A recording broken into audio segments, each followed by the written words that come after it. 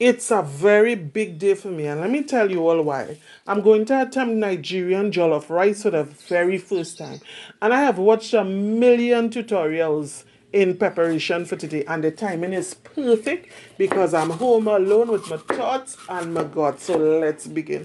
First, I'm going to wash and seed and cut up my bell peppers. I'm using the red bell peppers. We're going to use some purple onion as well, yellow onions, and I'm using for my pepper, I'm using pimento or flavoring pepper. It's not a hot pepper like the traditional recipe uses. We're going to place that into our blender, and I'm also going to add in some tomatoes, the star of the show, a piece of ginger, and all in know I have to put in my garlic in there, so I went in with some garlic, and we're going to create a curry. Now that we are finished with that, I'm going to slice some purple onions and we're going to set that aside because we're going to need it next. Now that my pot is up, I'm going in with some olive oil. Traditionally, palm oil is used. I'm going to place in my onions in there, and I'm using some ketchup. But if you have tomato paste, use it. And we're going to fry that until we get that nice rich red color before adding in our paste that we created before. Once it's inside, it's time to season it up, and I'm using some salt, curry powder, garlic and onion powder, cayenne pepper, a seasoning blend. You can use Maggi and all-purpose seasoning if you do. I also have some dry thyme, and now it's time to add in the dry bay leaf, and I realized I didn't have any, so we're going to take a walk in the hot sun to get some fresh bay leaf. We're not going to use as much in the fresh bay leaf as we would have the dry bay leaf because it would be more potent. The fresh one would have a different taste. So now that we get it, we're going to wash it, and we're going to place 2 leaves in the pot, and we're going to mix that. Now we're going to cover it down for a bit to simmer to let everything marry in there. We're going to wash our rice and pick it or clean it because sometimes we get these black grains in there. We're going to wash it until the water runs clear. That means that all the starch is removed from the grains.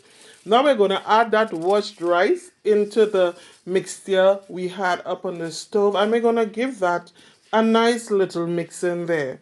Then once it's fully incorporated, I'm going to go in with some water. You can use chicken stock if you have it, or even beef stock or vegetable stock. I'm using water. You don't want to put too much. It should be just sufficient to cover the rice. Now we're going to cover the pot, and I'm going to retrieve some fig leaves.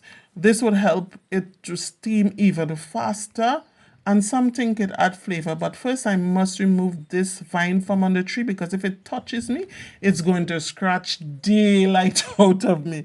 So I have gotten back my leaves, I've prepared them and replaced them above the pot. And very importantly, we reduce the heat and allow it to cook. Now I'm going to make some curried goat, so I have to make the seasonings for the goat, and I'm placing in some jeera in that. I had already began to season it off camera.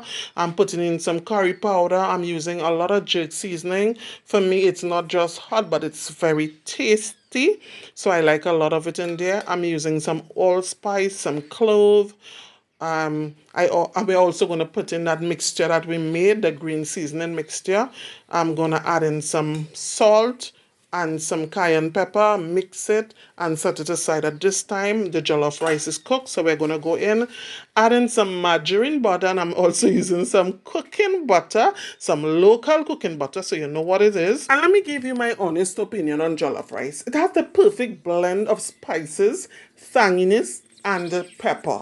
I totally enjoyed my meal. I had it with just cucumbers. Right before my husband was due to come home, I curried the goat, and I couldn't tape the entire process because my sons were home and he was cooking as well.